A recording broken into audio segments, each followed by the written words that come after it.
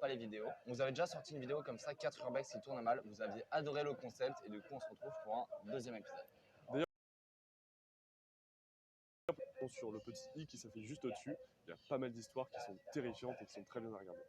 Dans cette vidéo, au programme, qu'est-ce qu'on a? La première histoire qu'on va vous raconter, ça se passait dans une toute petite maison abandonnée où on est tombé sur un chantier, il y avait des travaux, il y avait des caméras, il y avait des camions dans le jardin. Pour la deuxième histoire, on allait sûrement dans le plus beau château qu'on n'avait jamais exploré, qui pas si abandonné que ça, et il y avait pas mal de détecteurs à l'intérieur. Pour la troisième histoire, on allait dans un hôpital abandonné, pas pour faire une vidéo, mais juste des photos, et on est tombé sur une énorme mauvaise surprise pour le coup, vous allez voir. Et pour la dernière histoire, pour un repérage, on allait dans un hôpital abandonné et les alarmes ont sonné partout, ça sonnait dans toute la ville, c'était n'importe quoi. Voilà, si vous aimez ce concept, en tout cas, n'hésitez pas à mettre un pouce bleu pour nous le faire savoir. Et n'hésitez pas à nous mettre en commentaire vos anecdotes en urbex si vous en avez, parce qu'on pourra peut-être faire une vidéo sur vos anecdotes.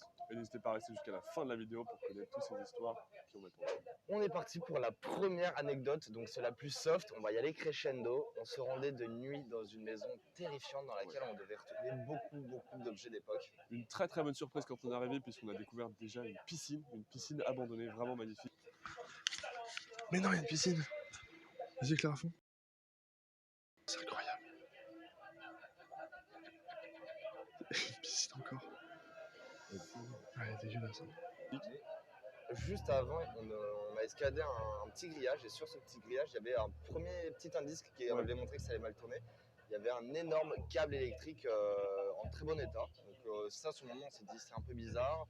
On s'est peut-être dit que c'était juste une protection contre les sangliers ou quoi que ce soit, du coup on n'a pas forcément fait attention à ça. Et en fait, il y a plein de petits indices au fur et à mesure de notre exploration qui auraient pu nous dire les gars, partez tout de suite, c'est une connerie. Déjà, ça se voyait qu'on était assez fatigué et pas très fut-fut, on est arrivé. Et le premier réflexe qu'on a eu, c'est oh, la maison, elle a été abandonnée en travaux. Ouais. Le mec n'avait pas fini de construire sa maison. Donc déjà, on se plantait, mais direct, parce que c'était pas du tout ça. Donc on est tout de suite rentré dans la maison. Pour le coup, il n'y avait pas trop de difficultés vu qu'il y avait un mur grandement ouvert. Maison abandonnée aujourd'hui.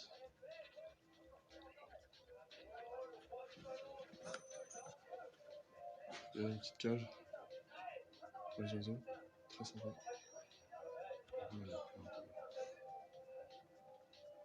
Encore ouf une fois ce sentiment de que les gens sont partis du jour au lendemain direct. Mais même il était en train de construire son abri puisque c'était pas terminé là-bas. On a eu vraiment de super belles surprises puisqu'on a vu vraiment qu'il y avait plein d'objets d'époque qui étaient abandonnés dans cette maison. Vraiment, la véranda dans laquelle on était au début, c'était vraiment magnifique. Vraiment plein de bonnes surprises. On a retrouvé par exemple un feu, un briquet qui fonctionnait. On a retrouvé des francs, on a retrouvé une PS1. Oui, on a retrouvé une PS1, il y avait des anciennes consoles et tout. C'était vraiment des objets du propriétaire d'avant qui étaient laissés là. Voilà, donc on se pose, on commence à faire l'intro, etc. Et un petit élément qu'on a revu après la vidéo, après l'avoir faite, Corentin à un moment s'est avancé au niveau d'une fenêtre pour regarder. Et là, d'où on ne sait pas, il y a un laser qui arrive sur Corentin, un laser vert, et qui pointe Corentin à la fenêtre. Sur le moment, on l'a pas vu. Ah, il m'a pointé? Ah, mais gros, il était sur toi. Ah ouais? Ouais. Ah, j'ai pas du tout vu ça. Et enfin, vraiment, il te montrait, il est resté genre 2 secondes, toi tu l'as pas capté, et après tu t'en vas. Mais genre, il y avait quelqu'un qui te pointait avec un laser. Ah ouais? Ouais. Oh, c'était peut-être le boîtier aussi qui nous pointait. Ouais, peut-être le boîtier, enfin il y avait un truc, il y avait un laser sur toi, un laser vert en mode sniper, tu vois. Ah oui, d'accord. Et nous là, on était en mode au calme, on fait l'intro, tout ça, on est super content, on commence à se balader. Et on voit que vraiment la maison, elle a pris un coup, tu vois. Enfin, ouais. On voit qu'elle est bien en travaux et on se dit bon, c'est relou, c'est relou. La pièce principale, vraiment, en fait, on rentre, on voit une échelle, une bâche, etc. On dit ah, il y a un truc qui va pas, enfin, quelque chose commence à être bizarre. Et là, j'ouvre un rideau pour voir et grosse découverte, une caravane de chantier, une alarme de l'autre côté. Et là, on se dit ok, on est peut-être pas dans une maison abandonnée. Putain, mais il y a un putain de camion là. Ouais. Il est en marche. Non, il est pas là.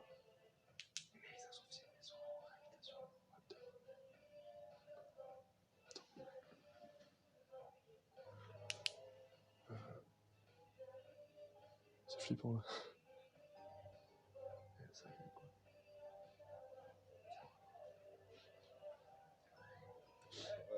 Et là, on comprend très rapidement qu'en fait, que le mec construit pas sa maison, mais la maison est en réhabilitation.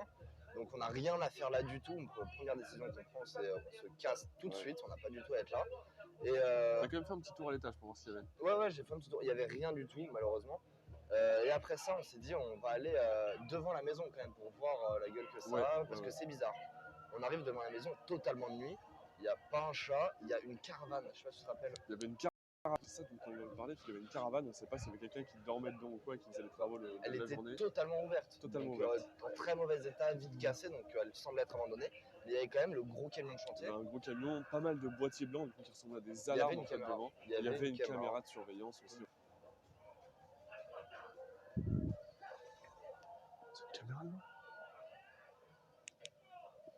C'est ça le câble initial qu'on a vu au tout Ouais. début, c'était le câble voilà, de l'alarme qui permet d'avertir les autorités. Du coup, on ne sait pas ce qui s'est passé vis-à-vis de ces lasers verts, parce qu'on n'a jamais vu des alarmes avec des lasers. Hein. Donc, si jamais vous connaissez ce type d'alarme, n'hésitez pas à le dire en commentaire ce que ça peut provoquer. Ouais, on a eu le réflexe de partir parce que c'était pas du tout l'urbex, vu qu'il y a des gens qui travaillent là et on n'a pas être sur le lieu de travail. Et je pense que la seule petite bonne nouvelle de la soirée, c'est quand on est arrivé, on a vu une biche. Je sais pas si tu te rappelles. Oui, il y avait une biche qui attendait à côté de la voiture et qui a couru, c'était assez drôle. Ouais, voilà. Mais sinon, par contre, l'urbex, c'était un échec. Et on va passer, je pense, à la deuxième anecdote.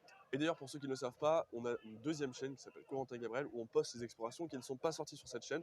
Dimanche à 18 h sur cette chaîne, vous aurez la vidéo où on a exploré ce château, donc n'hésitez pas à aller la voir. Pour la deuxième anecdote, on se dit un soir qu'on a envie d'explorer un château abandonné, ça nous arrive de temps en temps, et on part tout simplement à la recherche d'un château abandonné qu'on connaissait, on fait quelques 30-40 minutes de route, et on arrive sur un château magnifique. Incroyable. On vous met une photo là, vous voyez qu'il est juste magnifique.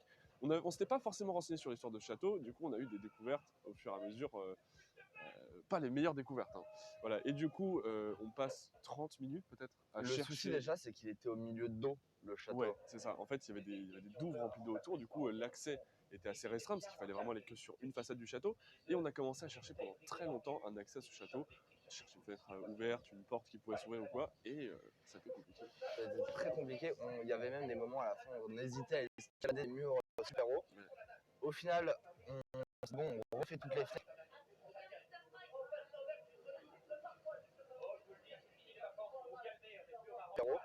Au final, on se dit on refait toutes les fenêtres, on retente de les ouvrir. Corentin pousse la plus petite fenêtre qui C'était pouvait exister. très, très risqué en soi, parce que, enfin, pas très risqué, mais il y avait quand même un ortie. On ne pouvait pas sur cette fenêtre parce qu'il y avait vraiment deux d'ortie, il fallait vraiment marcher dedans. Et mon pantalon, il était trop haut, donc voilà. J'ai quand même marché, j'ai poussé, ouais, et la fenêtre s'est ouverte. Du coup, on a réussi à se faufiler à l'intérieur.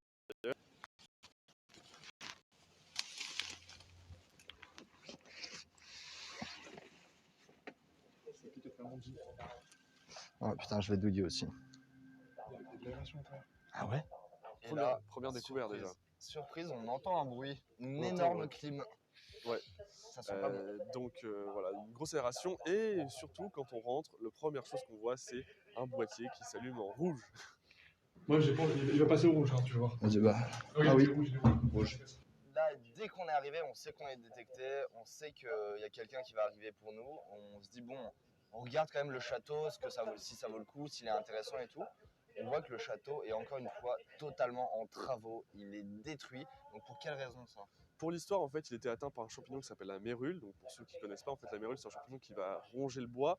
Et en fait, si on s'était baladé, on aurait eu des probabilités énormes de traverser le plancher et de tomber parce que c'est vraiment C'est du papier, le bois. voilà, le bois, ça devient une éponge. Quoi. On peut vraiment passer à travers très facilement. Du coup, ni une idée, au bout de 3 minutes, on a regardé 2 pièces, on a vu que c'était dans un état déplorable. On se dit, bon, on se casse, le château est beau de l'extérieur, on fera une photo juste de l'extérieur, mais c'est tout.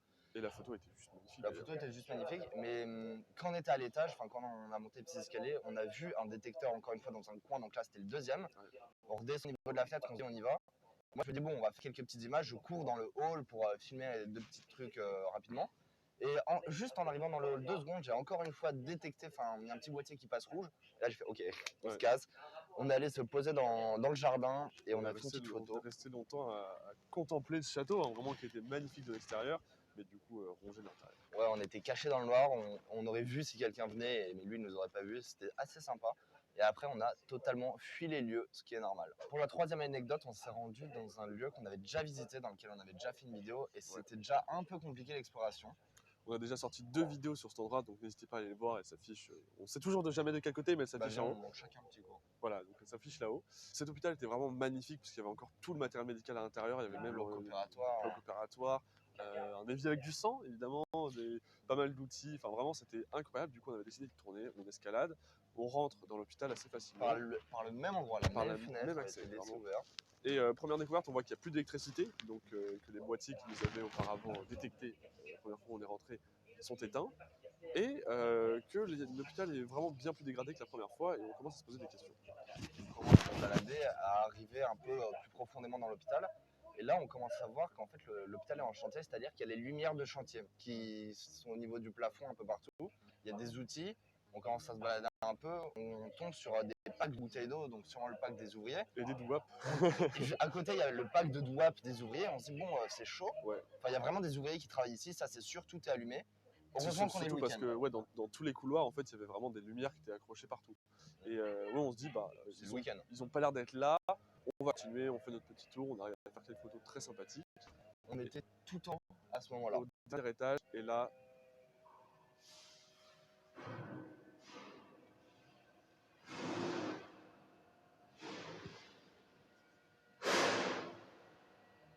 des gros bruits, on entend des gros bruits à l'étage juste en dessous de nous.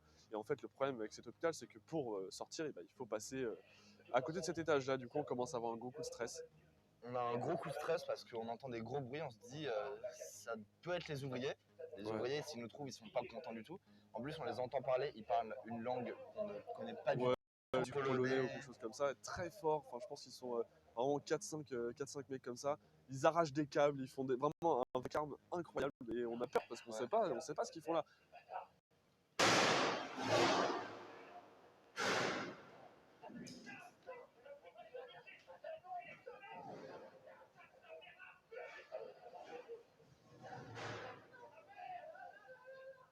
Soit c'est des ouvriers, soit c'est des mecs qui vont voler en fait, parce que c'est assez courant. Ils viennent juste voler du cuivre ou des choses comme ça. Et on n'avait aucune idée de ce qu'étaient en train de faire ces mecs-là. Tout ce qu'on savait, c'est qu'il fallait pas se faire attraper parce que pour le coup, ça aurait pu se finir en garde à vue sur un chantier comme ça peut très mal se passer. Au final, on a attendu qu'ils fassent un max de bruit. Dès qu'ils ont fait un max de bruit, on a descendu les escaliers ultra vite. Au début, on a commencé à marcher vraiment des pas de velours, et après on s'est dit il faut pas qu'ils nous attrapent, il faut pas qu'ils sortent dans le couloir. Du coup, on a couru, on est sorti, on a vraiment sauté au-dessus de la barrière qui était assez haute, et on a réussi à s'échapper. Et heureusement, ces ouvriers ne nous ont jamais vus. Enfin, ça se trouve, on sait même pas si c'est Si des c'était des ouvriers. ouvriers ou pas. C'est des mystères autour de cuir comme ça. Ouais, voilà. On va passer tout de suite à la 4e anecdote qui est la plus folle de la vidéo, je pense, parce que là, on a eu un temps d'urbex de 10 secondes. C'est ça, mais en fait, c'était surtout que les risques étaient vraiment énormes, puisque on était en plein milieu d'une ville qu'on ne citera pas. On a exploré une clinique abandonnée, donc en fait, on avait trouvé cette clinique qui était magnifique, avec encore plein de matériel à l'intérieur. On s'est dit, il faut qu'on y aille. On a fait beaucoup de route pour y aller, presque 2 heures de route pour y aller. On rentre dans la clinique. Enfin, déjà, on regarde, on fait un petit repérage. On voit que tout est muré, qu'on est en plein milieu de la ville. On se rend compte que ça va pas être facile. Vraiment pas du tout facile. Et du coup, on arrive à trouver une barrière qui, si on la pousse un peu, on peut se faufiler.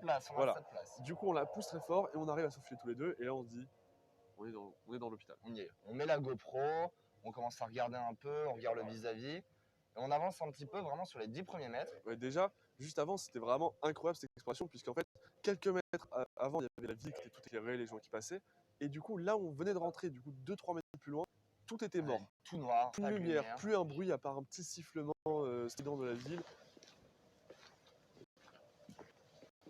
Ouais, c'est parti. Et rien, c'était le jour et la nuit, c'était incroyable la différence. Et là arrive le moment où on marche et j'éclaire un boîtier au mur et je fais à Corentin, c'est quoi ça? Ouais. Et là,